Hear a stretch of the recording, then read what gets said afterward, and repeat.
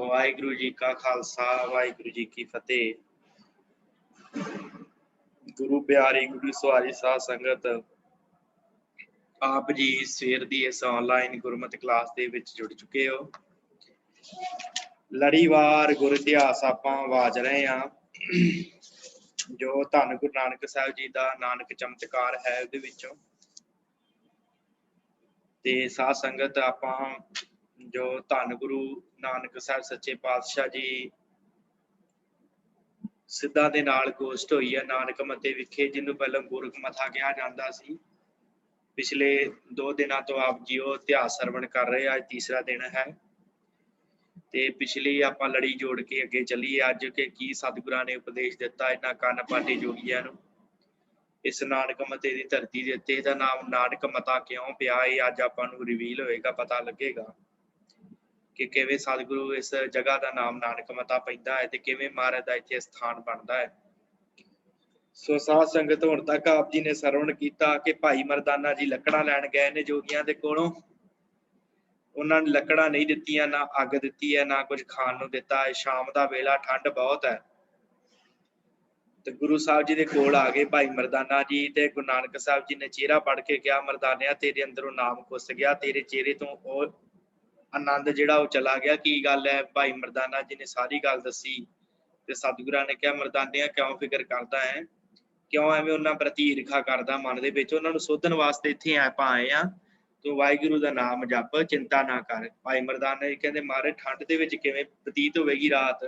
सतगुरु कहंदे जिन्हें रात पाई आ ते जिन्हें ठंड बनाई है वो भी बतीत कराएगा ही आपे। रात नूं एक शिकारी आया, उन्हें महाराज दे अगे लकड़ां रखियां ते अग बाल दित्ती है। रात अग बलदी रही, भाई मरदाना जी सौ गए सन। सवेरे उठे सतगुरु जी इशनान करन गए, भाई मरदाना जी ने रवाब छेड़ी, कीर्तन होया। लगातार 2-3 दिन कीर्तन हुंदा रहा।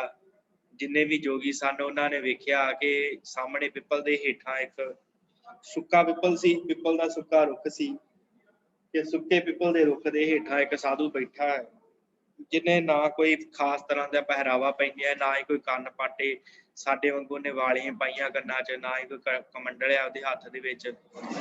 बस एक सधारण जिहा फकीर बैठा है जिहड़ा अपने नाल किसी रबाबी नूं लै के कीर्तन करी जांदा है ते नाल ही ਉਹ रोज कीर्तन सरवण करते हैं। मन नूं शांति जी भी आउंदी है, पर हंकार बड़ा उपर तक पहुंचिया होया सी। कई सालां दी आरजा इन्हां दी उम्र सी, क्योंकि प्राणायाम करके बड़ी उम्र लंबी कर लेंदे आ जोगी लोग। ते साध संगत फिर इन्हां ने जदों तक्किया कि गुरु नानक साहब जिस पिपल दे हेठां बैठे सन उस पिपल दे उत्ते रूंबलां फुट गईयां ने ते पत्ते आउणे शुरू हो गए आ। ये जोगी बड़े हैरान होए कि जिहड़ा सुक्किया रुख सी उहदे उत्ते रूंबलां फुट गईयां। इन्हां ने हैरान होके फिर गुरु नानक साहब जी दे कोल आण के सवाल करने शुरू कीते है कि तू कौन है, कित्थों आया है, तेरा गुरु कौन है, किहदा चेला है? फिर आप जी ने सरवण किया, सतगुरां ने सूही राग विचला पहला शब्द सी जो उचारण किया, कौन तराजी कवन तोला तेरा कवन शराब बुलावा वाला।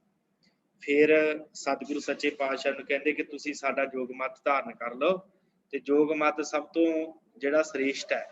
ते सतगुरु गुरु नानक साहब कहंदे जोगीओ जोग मत तुहाडा जिहड़ा है ना वो विखावा है, साडे घर दे विच जिहड़ा जोग मत है सब तो चंगा है। ते गुरु नानक साहब नूं कहंदे फिर तुहाडे घर दे विच जोग मत की है? ते सतगुरु कहंदे वाहिगुरू दा नाम जपना बिना भेख तो बिना विखावे तो, आप जपना ते दूसरिਆਂ ਨੂੰ ਵੀ ਜਪ ਕੇ ਇਹਦੇ ਵੱਲ ਪ੍ਰੇਰਿਤ ਕਰਨਾ, ਉਸ ਵਾਹਿਗੁਰੂ ਦੇ ਵੱਲ ਲਾਉਣਾ, ਇਹ ਅਸਲੀ ਯੋਗ ਮਤ ਹੈ। ਤੇ ਗ੍ਰਸਤ ਦੇ ਵਿੱਚ ਰਹਿੰਦਿਆਂ ਹੋਇਆਂ ਆਪਣੇ ਮਨ ਨੂੰ ਸਾਧਨਾ, ਇਹ ਅਸਲੀ ਯੋਗ ਹੈ। ਤੇ ਸਾਧ ਸੰਗਤ ਤੇ ਸਾਰਾ ਕੁਝ ਸਮਝਾਇਆ। ਫਿਰ ਮਹਾਰਾਜ ਨੇ ਸੂਹੀ ਰਾਗ ਦਾ ਜੋ ਘਰ ਸਤਵੇਂ ਦੇ ਵਿੱਚ ਸ਼ਬਦ ਹੈ, जोग न किंता जोग न डंडे जोग न भस्म चढ़ाइए, जोग न मुंदी मूड बढ़ाइए, जोग न सिंगी वाइए, अंजन माहे नरंजन रहिए, जोग जुगते पाइए, गली जोग न होवी एक दृष्ट कर संसार जाने, जोगी गई है सोई। महाराज ने जोग मत ते जोगी असली किनू क्या है ये सतगुरां ने इस शब्द के अंदर दसिया। फिर इन्हां जोगियां ने बड़ी लंबी सतगुरां नाल चर्चा की। फिर रात नूं भंगरनाथ ने, क्योंकि गुरु नानक साहब नूं जित नहीं सी सके चर्चा दे विच, फिर रात नूं भंगरनाथ ने सतगुरां वास्ते शराब तैयार की ते शराब पीण वास्ते सतगुरां नूं सद्दा दिता। ते धन गुरु नानक साहब जी उत्थे पहुंचे जोगियां कोल ते महाराज नूं कहंदे शराब पीओ, इहदे नाल तुहाडी सुरत जुड़ेगी। ਤੇ ਧੰਨ ਗੁਰੂ ਨਾਨਕ ਸਾਹਿਬ ਸੱਚੇ ਪਾਤਸ਼ਾਹ ਨੇ ਕਿਹਾ ਕਿ ਸਾਡੇ ਘਰ ਦੇ ਵਿੱਚ ਜਿਹੜੀ ਸ਼ਰਾਬ ਹੈ ਨਾ ਉਹ ਬੜੇ ਸੋਹਣੇ ਢੰਗ ਨਾਲ ਅਸੀਂ ਬਣਾਈ ਹੈ। ਸਤਿਗੁਰ ਕਹਿੰਦੇ ਸਾਡੇ ਕੋਲ ਜਿਹੜਾ ਧਿਆਨ ਹੈ ਨਾ ਵਾਹਿਗੁਰੂ 'ਚ ਧਿਆਨ ਧਰਨਾ ਉਹ ਗੁੜ ਹੈ ਤੇ ਕਰਨੀ ਕਸ ਪਾਈ ਹੈ, ਲਾਗ ਲਾਈ ਹੈ ਕਰਨੀ ਦੀ, ਜਿਹੜੀ ਚੰਗੀ ਕਿਰਤ ਕਰਨੀ। ਫਿਰ ਸਤਿਗੁਰ ਕਹਿੰਦੇ ਜਿਹੜਾ ਪ੍ਰੇਮ ਦਾ ਪੋਚਾ ਗਿਆਨ ਦੀ ਅੱਗ ਬਾਲੀ ਅਸੀਂ ਤੇ ਭਾਵ ਦਾ ਭਾਂਡਾ ਬਣਾਇਆ ਤੇ ਸੁਰਤ ਦੇ ਇਹਦੇ ਵਿੱਚ ਚੁਆਈ ਹੈ ਤੇ ਇਹ ਸਾਡੀ ਜਿਹੜੀ ਹੈ ਇਹ ਸ਼ਰਾਬ ਹੈ। ਜਿਹੜੀ ਸੁਰਤ ਹੈ ਉਹ ਭਾਂਡੇ 'ਚ ਪਾਉਣੀ ਤੇ ਵਾਹਿਗੁਰੂ 'ਚ ਜੋੜਨੀ, ਇਹ ਸ਼ਰਾਬ ਹੈ ਸਾਡੀ। ਤੇ ਜੋਗੀ ਜੀ ਦਇਆ ਦੀ ਸੁਰਾਹੀ ਦੇ ਵਿੱਚ ਇਹ ਅਸੀਂ ਸ਼ਰਾਬ ਪਾ ਕੇ ਰੱਖੀ ਆ ਤੇ ਸਹਿਜ ਦੇ ਪਿਆਲੇ ਭਰ ਭਰ ਕੇ ਅਸੀਂ ਪੀਂਦੇ ਆ, ਗੁਰੂ ਨਾਨਕ ਸਾਹਿਬ ਨੇ ਕਿਹਾ। ਤੇ ਫਿਰ ਇਹ ਜੋਗੀ ਚੁੱਪ ਕਰ ਗਏ ਤੇ ਸਤਿਗੁਰਾਂ ਨੇ ਕਿਹਾ ਭਾਈ ਇਹਦੇ ਨਾਲ ਜਿਹੜਾ ਹੈ ਆਨੰਦ ਵੱਖਰਾ ਹੀ ਪ੍ਰਾਪਤ ਹੁੰਦਾ ਹੈ, ਕਦੇ ਤੁਸੀਂ ਵੀ ਇਹ ਜਿਹੜੀ ਸ਼ਰਾਬ ਪੀ ਕੇ ਵੇਖੋ ਜਿਹੜੀ ਅਸੀਂ ਸ਼ਰਾਬ ਪੀਂਦੇ ਆ। ਧੰਨ ਗੁਰੂ ਨਾਨਕ ਸਾਹਿਬ ਨੇ ਇਹਨਾਂ ਨੂੰ ਸਮਝਾਇਆ। ਫਿਰ ਬੜੀਆਂ ਲੰਬੀਆਂ ਵਾਰਤਾਵਾਂ ਹੋਈਆਂ। ਹੁਣ ਇਹਨਾਂ ਨੇ ਬੜਾ ਕੁਝ ਕੀਤਾ ਪਰ ਗੁਰੂ ਨਾਨਕ ਸਾਹਿਬ ਨੂੰ ਜਿੱਤ ਨਾ ਸਕੇ। ਸਤਿਗੁਰਾਂ ਨੇ ਇਹਨਾਂ ਨੂੰ ਹਰਾ ਦਿੱਤਾ। ਹੁਣ ਸਾਧ ਸੰਗਤ ਇਹਨਾਂ ਨੇ ਫਿਰ ਵੇਖਿਆ ਕਿ ਸਾਡੀ ਜਿਹੜੀ ਆ ਉਹ ਲੋਕਾਂ ਦੇ ਵਿੱਚ ਬੜੀ ਪ੍ਰਤਿਸ਼ਠਾ ਹੈ, ਮਾਣ ਮਰਿਆਦਾ, ਲੋਕ ਸਾਡਾ ਬੜਾ ਮਾਣ ਸਤਿਕਾਰ ਕਰਦੇ ਆ ਤੇ ਇਹ ਗੁਰੂ ਨਾਨਕ ਸਾਹਿਬ ਜਿਹੜਾ ਇਹ ਸਾਡੀ ਹਰ ਗੱਲ ਤੇ ਨਿਖੇਧੀ ਕਰੀ ਜਾਂਦੇ ਆ। ਇਹਨਾਂ ਨੇ ਫਿਰ ਸਾਧ ਸੰਗਤ ਕਰਾਮਾਤਾਂ ਆਰੰਭ ਕੀਤੀਆਂ, ਕਰਾਮਾਤਾਂ ਕਰਨੀਆਂ ਆਰੰਭ ਕੀਤੀਆਂ ਤੇ ਸਭ ਤੋਂ ਪਹਿਲਾਂ ਇਹਨਾਂ ਨੇ ਆਪਣਾ ਸਾਰਾ ਸਮਾਨ ਹਵਾ 'ਚ ਡਾ ਦਿੱਤਾ। ਕਮੰਡਲ ਹੱਥ ਦੇ ਵਿੱਚ ਡੰਡਾ ਫੜਿਆ ਹੁੰਦਾ ਉਹ ਵੀ, ਤੇ ਖੜਾਵਾਂ ਜੋ ਵੀ ਸੀ ਮਾਲਾ ਆਦਿ ਡਾ ਦਿੱਤੀਆਂ ਹਵਾ 'ਚ। ਫਿਰ ਭਾਈ ਮਰਦਾਨਾ ਜੀ ਦੇ ਕਹਿਣ ਤੇ ਗੁਰੂ ਨਾਨਕ ਸਾਹਿਬ ਨੇ ਆਪਣੀ ਖੜਾਂ ਤਾਂ ਨੂੰ ਉਡਾਈ ਤੇ ਉਸ ਖੜਾਂ ਦੇ ਨਾਲ ਜਿੰਨੇ ਵੀ ਇਹਨਾਂ ਜੋਗੀਆਂ ਦੀਆਂ ਮਾਲਾ ਆਦਿਕ ਸੀ ਉਹ ਸਾਰੀਆਂ ਸਤਿਗੁਰਾਂ ਨੇ ਥੱਲੇ ਸਿੱਟ ਦਿੱਤੀਆਂ, ਆਪਣੀ ਜੁੱਤੀ ਦੇ ਅੱਗੇ ਲਾ ਕੇ, ਆਪਣੀ ਖੜਾਂ ਦੇ ਅੱਗੇ ਲਾ ਕੇ। ਤੇ ਇੱਥੇ ਮੈਂ ਦੱਸ ਜਾਵਾਂਗੇ ਗੁਰੂ ਨਾਨਕ ਸਾਹਿਬ ਜੀ ਹਰ ਕਿਸੇ ਦੇ ਸਾਹਮਣੇ ਜਿਹੜਾ ਹੈ ਸਾਧ ਸੰਗਤ ਉਹ ਆਪਣੀ ਕਰਾਮਾਤ ਨਹੀਂ ਦਿਖਾਉਂਦੇ। ਬਾਅਦ ਜੇ ਜਗ੍ਹਾ ਦੇ ਉੱਤੇ ਜ਼ਿਆਦਾ ਸਮਝਾਉਣਾ ਪਵੇ ਜੋ, ਕਿਉਂਕਿ ਹੁਣ ਜੋਗੀਆਂ ਦੇ ਕੋਲ ਕਰਾਮਾਤ ਸਭ ਤੋਂ ਵੱਡਾ ਸਾਧਨ ਸੀ, ਇਸ ਕਰਕੇ ਗੁਰੂ ਨਾਨਕ ਸਾਹਿਬ ਨੇ ਇੱਥੇ ਕਰਾਮਾਤ ਇਹਨਾਂ ਨੂੰ ਦਿਖਾਈ। ਪਰ ਗੁਰੂ ਨਾਨਕ ਸਾਹਿਬ ਕਹਿੰਦੇ ਕਰਾਮਾਤ ਜਿਹੜੀ ਇਹ ਰੱਬ ਦੇ ਰਾਹ ਦੇ ਵਿੱਚ ਰੁਕਾਵਟ ਹੈ, ਪਰ ਇਹਨਾਂ ਨੂੰ ਸਮਝਾਉਣ ਵਾਸਤੇ ਸਤਿਗੁਰਾਂ ਨੇ ਫਿਰ ਇਹ ਕਰਾਮਾਤਾਂ ਦਿਖਾਈਆਂ। ਫਿਰ ਇਸ ਤੋਂ ਬਾਅਦ ਸਾਧ ਸੰਗਤ ਇਹਨਾਂ ਨੇ ਇੱਕ ਆਪਣੀ ਧੂਣੀ ਜਿਹੜੀ ਬਾਲੀ ਹੈ ਤੇ ਫਿਰ ਇਹਨਾਂ ਨੇ ਗੁਰੂ ਨਾਨਕ ਸਾਹਿਬ ਜੀ ਦੇ ਕੋਲੋਂ ਸਾਰੀ ਧੂਣੀ ਜਿਹੜੀ ਖੋਹ ਕੇ ਲੈ ਗਏ, ਜੋ ਆਦਿਕ ਬਾਲੀ ਸੀ ਗੁਰੂ ਨਾਨਕ ਸਾਹਿਬ ਦੇ ਸਾਹਮਣੇ, ਉਹ ਸਾਰੀ ਖੋਹ ਕੇ ਲੈ ਗਏ। ਤੇ ਫਿਰ ਉਸ ਤੋਂ ਬਾਅਦ ਗੁਰੂ ਨਾਨਕ ਸਾਹਿਬ ਨੇ ਉੱਥੇ 4 ਮੇਂਗਣਾ ਕੀਤੀਆਂ ਸੀ ਕਿਸੇ ਬੱਕਰੀ ਨੇ, ਉਸ 4 ਮੇਂਗਣਾ ਤੋਂ ਸਤਿਗੁਰਾਂ ਨੇ ਅੱਗ ਬਾਲ ਦਿੱਤੀ ਤੇ ਇਹਨਾਂ ਜੋਗੀਆਂ ਦੀ ਸਾਰੀ ਅੱਗ ਬੁਝ ਗਈ। ਫਿਰ ਇਹਨਾਂ ਵੇਖਿਆ ਕਿ ਅੱਗ ਬਲਦੀ ਪਈ, ਫਿਰ ਇਹਨਾਂ ਨੇ ਸ਼ਕਤੀ ਦੇ ਨਾਲ ਹਵਾ ਚਲਾਈ ਬੜੀ ਤੇਜ਼, ਉਹ ਹਵਾ ਇਹਨਾਂ ਦੀ ਪੁੱਠੀ ਪੈ ਗਈ ਕਿਉਂਕਿ ਗੁਰੂ ਨਾਨਕ ਸਾਹਿਬ ਤੇ ਆਪ ਕਰਤੇ ਹਨ, ਇਹਨਾਂ ਰਿੱਧੀਆਂ ਸੀਵੀਆਂ ਦੇ ਮਾਲਕ ਹਨ ਗੁਰੂ ਨਾਨਕ ਸਾਹਿਬ, ਉਹ ਇਹਨਾਂ ਤੇ ਪੁੱਠੀ ਪੈ ਗਈ, ਉਹ ਇਹਨਾਂ ਦੀਆਂ ਸਾਰੀਆਂ ਦੀ ਅੱਗ ਬੁਝ ਗਈ ਤੇ ਗੁਰੂ ਨਾਨਕ ਸਾਹਿਬ ਜੀ ਦੀ ਅੱਗ ਜਿਹੜੀ ਉਹ ਬਲਦੀ ਰਹੀ। ਫਿਰ ਉਸ ਤੋਂ ਬਾਅਦ ਸਾਧ ਸੰਗਤ ਇਹ ਸਵੇਰੇ ਠੰਡ ਦੇ ਨਾਲ ਠਰਦੇ ਠਰਦੇ ਇਹਨੇ ਭੰਗਰਨਾਥ ਨੇ ਜਿਹੜਾ ਹੈ ਆਪਣੇ ਇੱਕ ਸ਼ਿਸ਼ ਨੂੰ ਭੇਜਿਆ ਗੁਰੂ ਨਾਨਕ ਸਾਹਿਬ ਦੇ ਕੋਲ, ਭਰਥਰ ਨੂੰ ਭੇਜਿਆ, ਭਰਥਰ ਜੋਗੀ ਨੂੰ। ਭਰਥਰ ਨੂੰ ਕਿਹਾ ਜਾ ਅੱਗ ਲੈ ਕੇ ਆ। ਭਰਥਰ ਜੋਗੀ ਗਿਆ ਅੱਗ ਲੈਣ ਵਾਸਤੇ ਤੇ ਗੁਰੂ ਨਾਨਕ ਸਾਹਿਬ ਨੇ ਕਿਹਾ ਜਾ ਤੂੰ ਇਹਦੇ ਬਦਲੇ ਆਪਣੇ ਗੋਰਖਨਾਥ ਦੀਆਂ ਖੜਾਵਾਂ ਤੇ ਮੁੰਦਰਾਂ ਲੈ ਆ ਤੇ ਉਹਦੇ ਬਦਲੇ ਤੈਨੂੰ ਅੱਗ ਦੇਵਾਂਗੇ। ਉਹ ਵਿਚਾਰਾ ਠੰਡ ਤੋਂ ਕੰਬਦਾ ਜਿਹੜਾ ਹੈ ਉਹ ਖੜਾਵਾਂ ਵੀ ਲੈ ਗਿਆ ਤੇ ਫਿਰ ਮੁੰਦਰਾਂ ਵੀ ਦੇ ਆਇਆ ਗੁਰੂ ਨਾਨਕ ਸਾਹਿਬ ਨੇ ਤੇ ਅੱਗ ਉਹਦੇ ਬਦਲੇ ਲੈ ਕੇ ਆ ਗਿਆ। ਫਿਰ ਇਹਨਾਂ ਦੀ ਅੱਗ ਬਲੀ। ਫਿਰ ਉਸ ਤੋਂ ਬਾਅਦ ਸਾਧ ਸੰਗਤ ਤੇ ਬੜੇ ਗੁੱਸੇ ਦੇ ਵਿੱਚ ਆ ਗਏ ਤੇ ਗੁਰੂ ਨਾਨਕ ਸਾਹਿਬ ਦੇ ਅੱਗੇ ਇੱਕ ਤੂੰਬਾ ਲਿਆ ਕੇ ਰੱਖਿਆ, ਕਹਿੰਦੇ ਇਹਨੂੰ ਦੁੱਧ ਦੇ ਨਾਲ ਭਰ ਦਿਓ।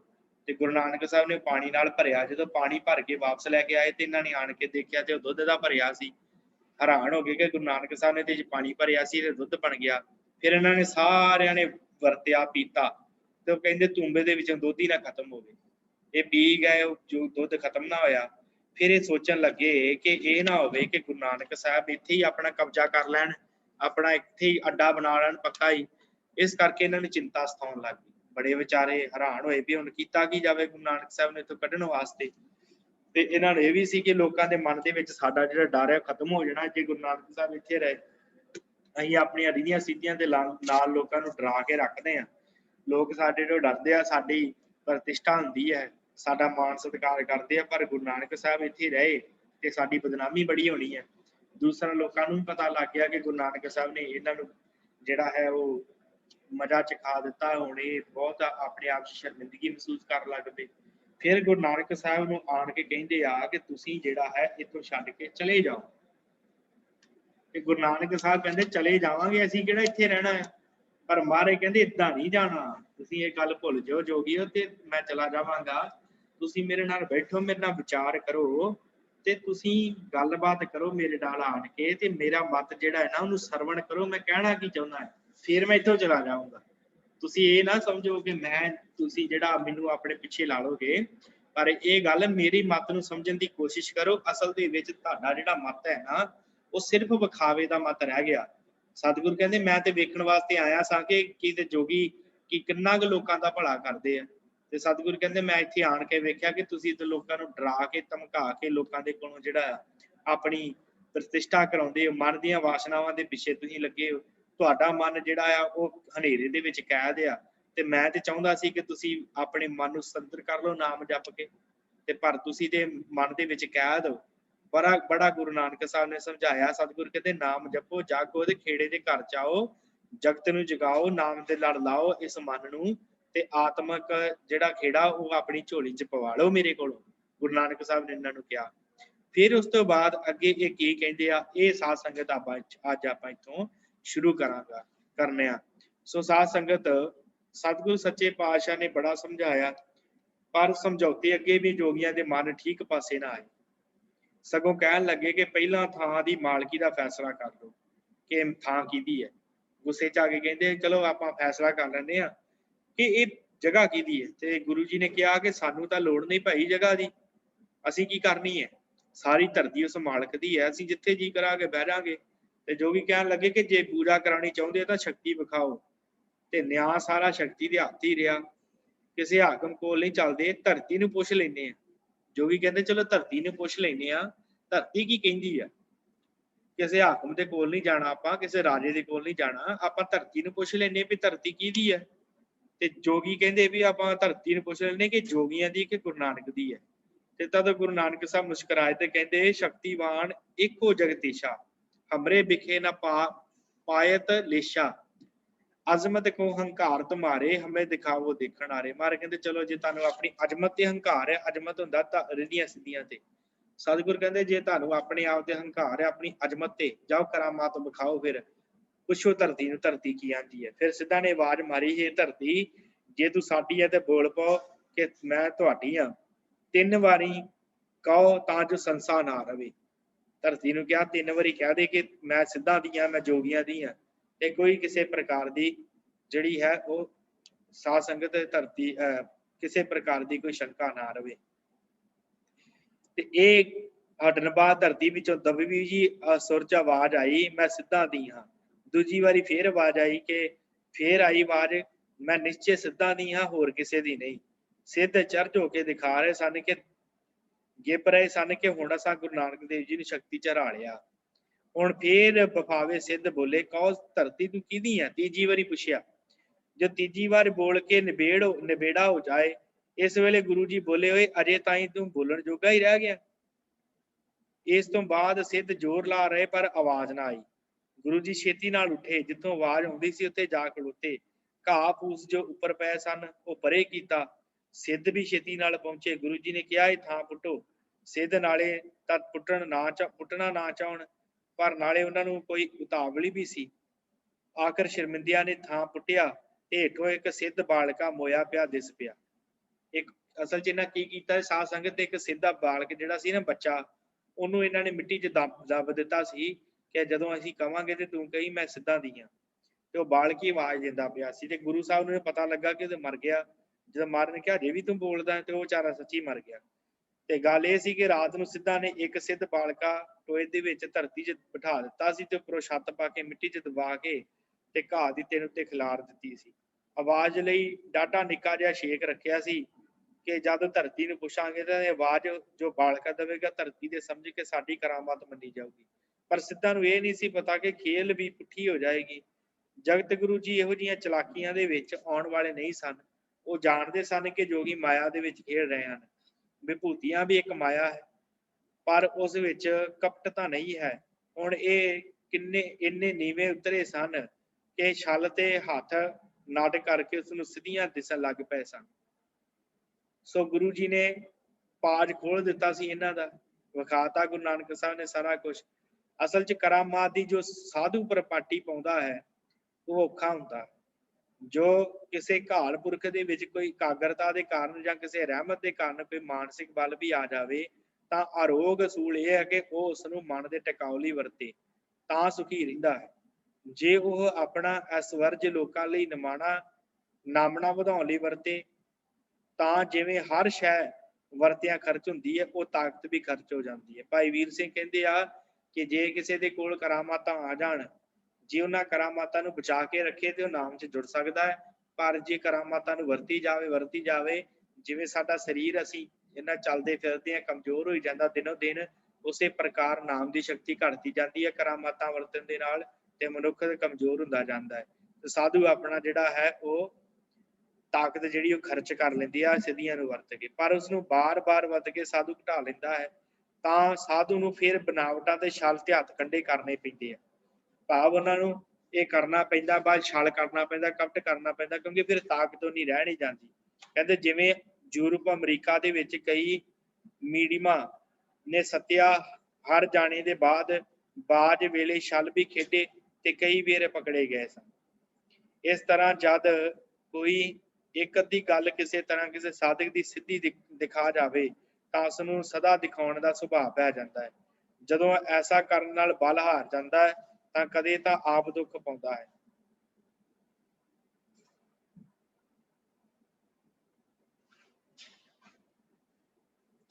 ਜਾਂ फिर दंभ कपट ते बनावट नाल सिद्धियां लाउंदा है ते पीरियां जताउंदा है। भाई वीर सिंह ने उदाहरण दी कहते जिवें यूरोप अमरीका दे विच भी लोग इवें करदे आ उन्हां दे कोल थोड़ी बहुती ताकत हुंदी आ वो वरत लैंदे आ ते फिर अंत नूं ताकत खत्म हो जाती है ते फिर लोग कमजोर हो जाते आ फिर सिद्धियां असर नहीं करदियां ते जदों सिद्धियां असर करनों हट जांदियां फिर उस तो बाद छल कपट दा सहारा लैंदे आ क्योंकि हुण सिद्धियां विखाउण दी आदत पई हुंदी है ते वो सिद्धियां काम करदियां नहीं आ ते फिर कपट दा सहारा लैंदे आ ते जिहदा करके उन्हां नूं फिर लोकां नूं दंभी पखंडी बन जांदे आ। ਪਹਿਲੋਂ ਤਾਂ ਮਾਇਆ ਦੇ ਇੱਕ ਹਨੇਰੇ ਵਿੱਚ ਹੁੰਦਾ ਹੈ ਕਿ ਮੈਂ ਵੱਡਾ ਬਣਾ ਫਿਰ ਉਹ ਝੂਠ ਫਰੇਬ ਤੇ ਕਪਟ ਦੇ ਨੀਵੇਂ ਕੰਮਾਂ ਵਿੱਚ ਪੈ ਕੇ ਆਪਣੇ ਅੰਦਰ ਨੂੰ ਹੋਰ ਮੈਲਿਆ ਕਰ ਲੈਂਦੇ ਆ। ਇਹ ਕਈ ਲੋਕ ਪੈਸਿਆਂ ਤੋਂ ਬੁਲਾਰੇ ਚੇਲੇ ਰੱਖਦੇ ਹਨ ਜੋ ਲੋਕਾਂ ਵਿੱਚ ਕਰਾਮਾਤਾਂ ਦਾ ਰੌਲਾ ਪਾਉਂਦੇ ਆ ਤੇ ਭੋਲੇ ਭਾਲੇ ਲੋਕਾਂ ਨੂੰ ਫਸਾਉਂਦੇ ਆ। ਭਾਈ ਵੀਰ ਸਿੰਘ ਕਹਿੰਦੇ ਫਿਰ ਇਹੋ ਜਿਹੇ ਲੋਕ ਪੈਸੇ ਦੇ ਕੇ ਕੁਝ ਲੋਕਾਂ ਨੂੰ ਰੱਖ ਲੈਂਦੇ ਆ ਜਿਹੜੇ ਇਹਨਾਂ ਦੀਆਂ ਗੱਲਾਂ ਬਾਤਾਂ ਕਰਦੇ ਆ ਕਿ ਇਹਦੇ ਚ ਬੜੀ ਕਰਾਮਾਤ ਹੈ ਜੀ ਫਿਰ ਉਹ ਲੋਕਾਂ 'ਚ ਰੌਲਾ ਪਾਉਂਦੇ ਆ ਅਤੇ ਕਈ ਵੇਰ ਜੋਗੀਆਂ ਦੇ ਉੱਪਰ ਦੱਸੇ ਕਪਟ ਵਾਂਗੂ ਕਈ ਤਰ੍ਹਾਂ ਦੀਆਂ ਬਣਾਵਟਾਂ ਤੇ ਉਹ ਗੱਲਾਂ ਵਰਤਦੇ ਹਨ ਜੋ ਜਾਦੂ ਤੇ ਤਮਾਸ਼ਿਆਂ ਵਾਲੇ ਨਾਟਕਾਂ ਤੇ ਚਲਾਕੀਆਂ ਨਾਲ ਕਰਕੇ ਦਿਖਲਾਉਂਦੇ ਹਨ। ਮਾਇਆ ਡਾਢੀ ਹੈ ਮੋਹ ਦੀ ਇੱਛਾ ਵਾਲੇ ਸਾਧਕ ਸੰਤ ਜਗਿਆਸੂ ਮਹਾਤਮਾ ਕਦੇ ਇਸ ਰਸਤੇ ਨਾ ਪੈਣ। ਭਾਈ ਵੀਰ ਸਿੰਘ ਨੇ ਸਾਨੂੰ ਦੱਸਿਆ ਕਿ ਭਾਈ ਜੇ ਕਿਸੇ ਦੇ ਕੋਲ ਥੋੜੀ ਬਹੁਤੀ ਵੀ ਕੋਈ ਸਿੱਧੀ ਆ ਗਈ ਹੈ ਤੇ ਉਹ ਵਰਤਣ ਦੀ ਕੋਸ਼ਿਸ਼ ਨਾ ਕਰੇ क्योंकि बाद में आदत पै जाती है फिर उस तो बाद ताकत घट जाती है फिर इन्हां साधुआं वांगू इन्हां सिद्धां वांगू फिर छल कपट करना पैंदा है जिन्हां जिवें इन्हां ने कपट करके एक बालक नूं धरती 'च बिठा दिता सी ते पर वो बालक जिहड़ा विचारा विच ही बेहोश हो गया उत्थे ही मर गया। फिर उस तो बाद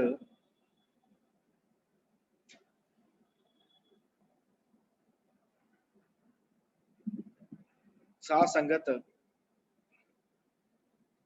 साई नाल लिव लगे जीवन दे अमल सच पर टिकन फिर जो करतार करे सो होवे। भाई वीर सिंह कहते इंज जीवन होवे एक साधक दा एक जगियासू दा नाम जपण वाले दा कि वो साई दे नाम दे विच लिव ला के रखे जीवन दे सच अमल सच पर टिकन सच दे खड़ा होवे फिर जो करतार करे सो जो करतार वाहिगुरू नूं भावे ओदे लई ओ चंगा होवे। साधक पुरख अपने नाम रंग विच रवे जिहड़ा नाम जपण वाला साधक कहा जांदा है। मारे भाई वीर सिंह कहते हो नाम के रंग में रंगिया रहे किसी भले किसी के भले लिए करतार आप इस विच होके कुछ कौतक करे तो हंकार ना करे। कहते कई बारी रब गुरमुख प्यारिਆਂ ਦੇ ਵਿੱਚ ਵਰਤ ਕੇ कई कौतक विखा दिंदा जिवें की हुंदा जिवें अपने ਆਪਾਂ ਗੁਰਮਤਿ ਦੇ ਵਿੱਚ ਵੀ ਵੇਖ ਲੈਨੇ ਸਾਧ ਸੰਗਤ ਕਈ ਵਾਰੀ ਸੰਤ ਮਹਾਂਪੁਰਸ਼ ਕਈਆਂ ਨੂੰ ਕਹਿ ਦਿੰਦੇ ਨਾ ਤੁਹਾਡੇ ਘਰੇ ਬੱਚੇ ਦਾ ਜਨਮ ਹੋਏਗਾ ਤੇ ਉਹ ਸੱਚੀ ਹੋ ਜਾਂਦਾ ਹੈ। ਉਹ ਕਈ ਵਾਰੀ ਅਕਾਲ ਪੁਰਖ ਉਹਨਾਂ ਦੇ ਵਿੱਚ ਵਰਤ ਕੇ ਤੇ ਆਪਣਾ ਕੰਮ ਕਰਾ ਲੈਂਦਾ ਹੈ। पर जो इस गल नूं वरती जाण ते फिर उन्हां दी जिहड़ी है ना वो शक्ति घट जाती है फिर वो पखंड कर लग पैंदे आ।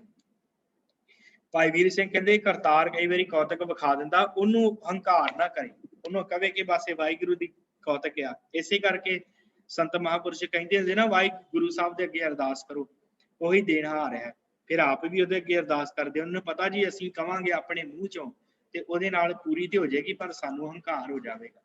ਇਸ ਕਰਕੇ ਉਹ ਆਪਣੇ ਮੂੰਹੋਂ ਗੱਲ ਨਹੀਂ ਕਹਿੰਦੇ ਤੇ ਕਹਿੰਦੇ ਸਗੋਂ ਡਰੇ ਕਿ ਇਹ ਕੌਤਕ ਤੇ ਮੈਨੂੰ ਹੋਰ ਵੱਡੀ ਹਉਮੈ 'ਚ ਨਾ ਫਸਾ ਦੇਵੇ। ਭਾਈ ਵੀਰ ਸਿੰਘ ਕਹਿੰਦੇ ਇਸ ਗੱਲ ਤੋਂ ਡਰੇ, ਆਪ ਨਾਮ ਜਪੇ ਹੋਰਨਾਂ ਨੂੰ ਜਪਾਵੇ, ਤਾਂ ਹੁਕਮ ਸਮਝ ਕੇ ਹੁਕਮ ਹੋਣ ਤੇ ਜਪਾਵੇ। ਕਰਾਮਾਤ ਦੀ ਇੱਛਾ ਵਿੱਚ ਕਿ ਦਿਖਾਵੇ ਵਿੱਚ ਕਦੇ ਨਾ ਪਵੇ।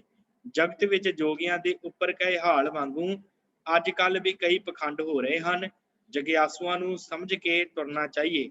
ਗੱਲ ਕੀ ਜਦੋਂ ਜੋਗੀਆਂ ਦਾ ਪਾ ਜੁਗੜ ਗਿਆ ਤਾਂ ਉਲਟੀ ਵਰਤ ਗਈ ਕਿ ਜੋ ਥੋੜੀ ਬਹੁਤ ਸੱਤਿਆ ਹੱਠਾਂ ਤੱਪਾਂ ਕਰਕੇ ਹੈਗੀ ਸੀ ਉਹ ਵੀ ਉੱਡ ਗਈ।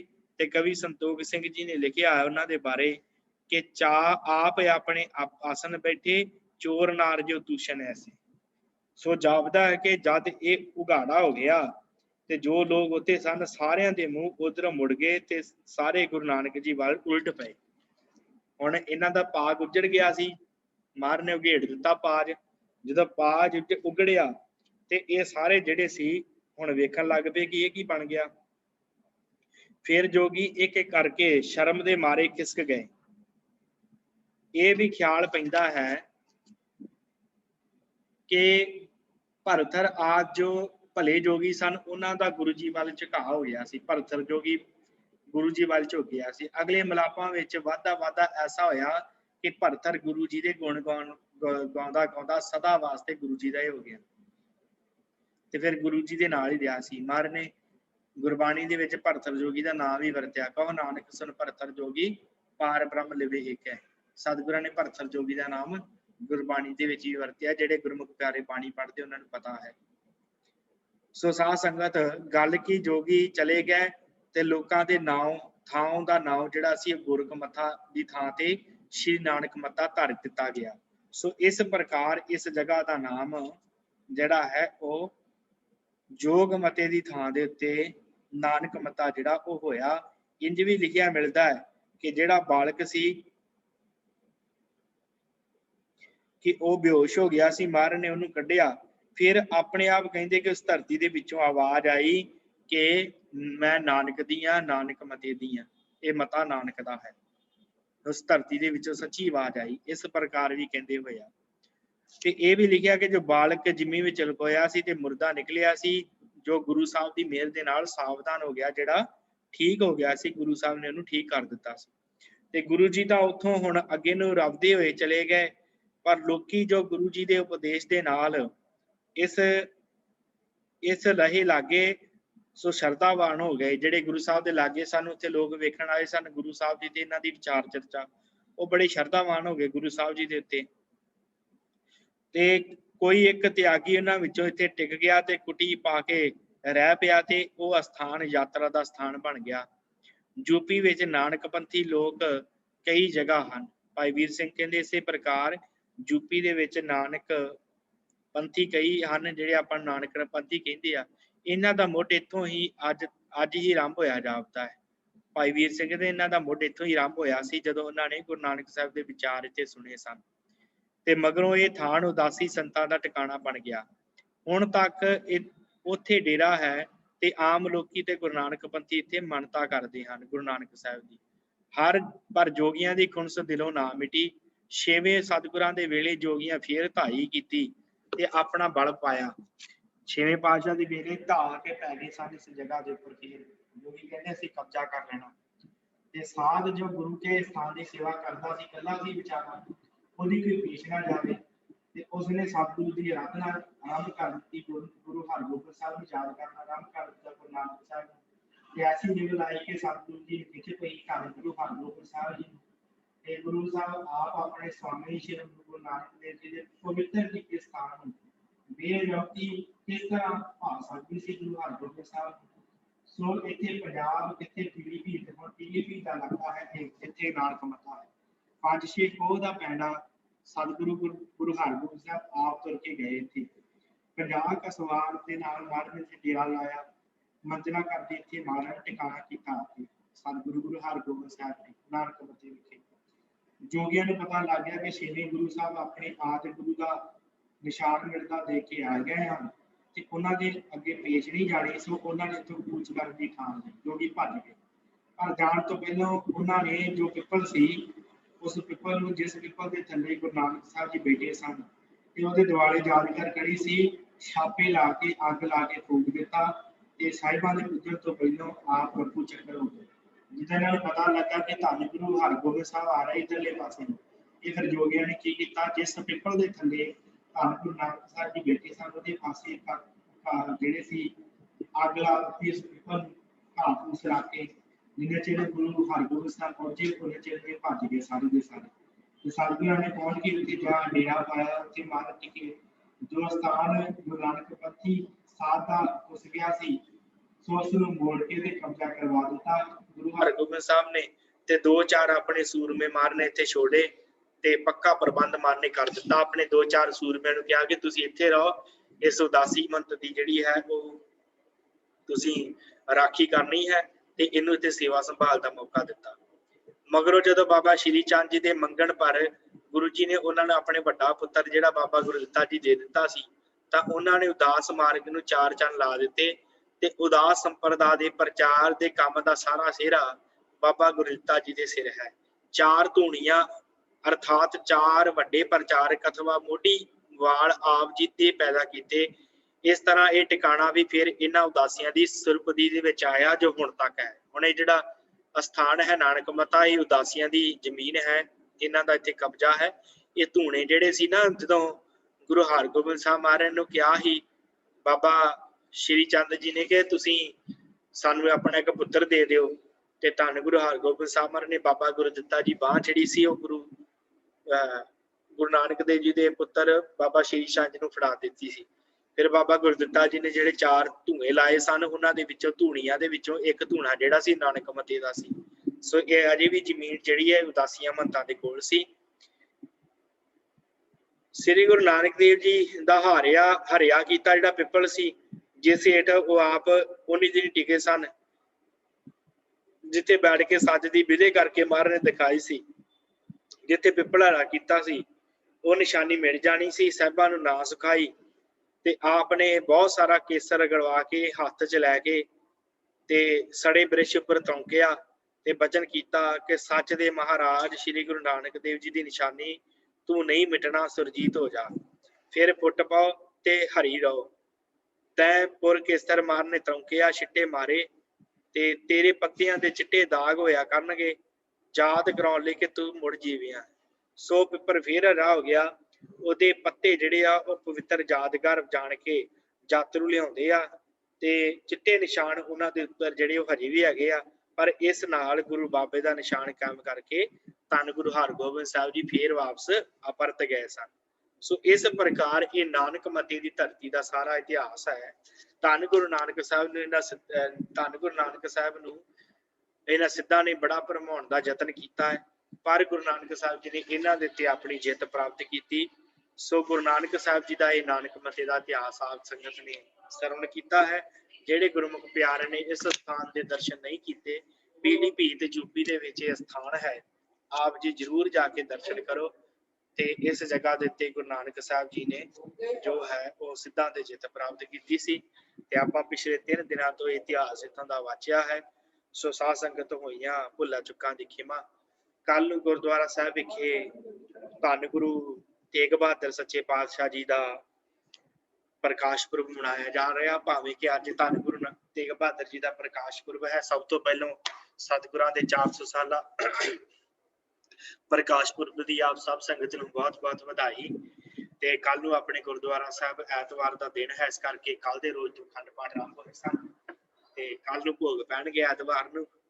ਤੇ ਸੰਗਤ ਚਲੋ COVID-19 ਦਾ ਕਰਕੇ ਕਾਫੀ ਹੱਦ ਤੱਕ ਘੱਟ ਹੈ ਤੇ ਗੁਰਦੁਆਰਾ ਸਾਹਿਬ ਵੱਲੋਂ ਵੀ ਕੋਈ ਵਿਸ਼ੇਸ਼ ਤੌਰ ਦੇ ਉੱਤੇ ਦੀਵਾਨ ਨਹੀਂ ਸਜਾਏ ਜਾਣਗੇ, ਭਾਵੇਂ ਕਿ ਇਸ਼ਤਿਹਾਰ ਵੰਡ ਦਿੱਤੇ ਗਏ ਸਨ। ਪਰ ਇਸ ਬਿਮਾਰੀ ਦਾ ਕਰਕੇ ਜੋ ਪ੍ਰਸ਼ਾਸਨ ਨੇ ਹੁਕਮ ਕੀਤਾ ਹੈ, ਜੋ ਉਹਨਾਂ ਦੀ ਗਾਈਡਲਾਈਨਾਂ ਹਨ, ਉਹਨਾਂ ਨੂੰ ਵੀ ਕਾਇਮ ਰੱਖਿਆ ਜਾਵੇਗਾ। ਇਸ ਕਰਕੇ ਜ਼ਿਆਦਾ ਸੰਗਤ ਦਾ ਇਕੱਠ ਨਹੀਂ ਹੋ ਰਿਹਾ। ਫਿਰ ਵੀ ਕੱਲ ਨੂੰ ਗੁਰਦੁਆਰਾ ਸਾਹਿਬ ਭੋਗ ਪੈਣਗੇ ਤੇ ਨਾਲ ਫਿਰ ਉਪਰੰਤ ਰਾਗੀ ਜੱਥਾ ਜੋ ਹਜੂਰੀ ਰਾਗੀ ਜੱਥਾ ਗੁਰਦੁਆਰਾ ਸਾਹਿਬ ਦਾ ਹੈ ਉਹ ਕੀਰਤਨ ਕਰਨਗੇ। ਉਸ ਤੋਂ ਬਾਅਦ ਲੰਗਰ ਜਿਹੜਾ ਉਹ ਵਰਤੇਗਾ। ਇੰਨਾ ਕੁ ਪ੍ਰੋਗਰਾਮ ਰੱਖਿਆ ਗਿਆ ਹੈ। ਸੋ ਜਿਹੜੀ ਸੰਗਤ ਸਮਰੱਥ ਹੈ ਆਉਣ ਦੇ ਉਹ ਆ ਸਕਦੇ ਨੇ, ਪਰ ਇਹ ਧਿਆਨ ਰੱਖਣਾ ਹੈ ਕਿ ਇਸ ਬਿਮਾਰੀ ਦੇ ਨਾਲ ਜਿਹੜਾ ਹੈ ਉਹ ਤੋਂ ਵੀ ਆਪਾਂ ਬਚਣਾ ਹੈ। ਹੱਥ ਧੋ ਕੇ ਮਾਸਕ ਪਹਿਨ ਕੇ ਤੇ ਪੂਰਾ ਇਹਤਿਆਤ ਦੇ ਨਾਲ ਇੱਥੇ ਆਉਣਾ ਹੈ। ਜੇ ਆਪ ਜੀ ਨੇ ਆਉਣਾ ਚਾਹੁੰਦੇ ਹੋ ਤੇ ਉਹਦੇ ਨਾਲ ਹੀ ਕੱਲ ਨੂੰ ਜਿਹੜਾ ਹੈ ਆਪਾਂ ਕਲਾਸ ਨਹੀਂ ਲਾਵਾਂਗੇ, ਕਿਉਂਕਿ ਕੱਲ ਨੂੰ ਗੁਰੂ ਸਾਹਿਬ ਦਾ ਪੁਰਬ ਹੈ। ਤੇ ਹੋ ਸਕਿਆ ਤੇ ਆਪਾਂ ਜੇ ਵਿਸ਼ੇਸ਼ ਕਲਾਸ ਦਾ ਪ੍ਰਬੰਧ ਹੋ ਸਕਿਆ, ਕੱਲ ਨੂੰ ਜੇ ਸਮਾਂ ਹੋਇਆ ਤੇ ਆਪਾਂ ਵਿਸ਼ੇਸ਼ ਗੁਰੂ ਤੇਗ ਬਹਾਦਰ ਮਹਾਰਾਜ ਦੇ ਜੀਵਨ ਦੇ ਉੱਤੇ ਕਲਾਸ ਲਾਵਾਂਗੇ। ਸਤਿਗੁਰਾਂ ਦਾ ਜੀਵਨ ਆਪਾਂ ਜਿਹੜਾ ਪੜਤਾਲਾਂਗੇ। ਸੋ ਸਾਧ ਸੰਗਤ ਹੋਈਆਂ ਭੁੱਲਾਂ ਚੁੱਕਾਂ ਦੀ ਖਿਮਾ। ਅੱਜ ਦੀ ਕਲਾਸ ਦੀ ਇੱਥੇ ਹੀ ਸਮਾਪਤੀ ਹੈ। ਸੋ ਆਪ ਸਾਰੀ ਸੰਗਤ ਦਾ ਧੰਨਵਾਦ ਜੇ ਜੁੜਦੇ ਹੋ, ਤੇ ਇਸੇ ਪ੍ਰਕਾਰ ਸਾਧ ਸੰਗਤ ਹੋਰਾਂ ਨੂੰ ਪ੍ਰੇਰਨਾ ਕਰਿਆ ਕਰੋ, ਕਿਉਂਕਿ ਹੁਣ ਕਰੀਬ ਜਿਹੜੇ ਹਨ ਕੰਮਕਾਰ ਬੰਦ ਫਿਰ ਹੋ ਚੁੱਕੇ ਹਨ। ਸੋ ਜੋ ਗੁਰਮੁਖ ਪਿਆਰੇ ਘਰਾਂ ਦੇ ਵਿੱਚ ਵਿਹਲੇ ਹਨ, ਉਹਨਾਂ ਨੂੰ ਪ੍ਰੇਰੋ ਕਿ ਕਲਾਸਾਂ ਜੇ ਵੀ ਇਸੇ ਪ੍ਰਕਾਰ ਚੱਲ ਰਹੀਆਂ ਹਨ, ਸਵੇਰੇ ਸ਼ਾਮ ਉਹ ਵੀ ਲਾਹਾ ਲੈ ਸਕਣ, ਗੁਰਬਾਣੀ ਦੇ ਨਾਲ ਇਤਿਹਾਸ ਦੇ ਨਾਲ ਜੁੜ ਸਕਣ। ਸੋ ਉਹਨਾਂ ਨੂੰ ਵੀ ਆਪ ਜੀ ਪ੍ਰੇਰਨਾ ਕਰਕੇ ਜ਼ਰੂਰ ਜੁੜਿਆ ਕਰੋ। ਸੋ ਹੋਈਆਂ ਭੁੱਲਾਂ ਚੁੱਕਾਂ ਦੀ ਖਿਮਾ। ਬੁਲਾਓ ਫਤਿਹ। ਵਾਹਿਗੁਰੂ ਜੀ ਕਾ ਖਾਲਸਾ, ਵਾਹਿਗੁਰੂ ਜੀ।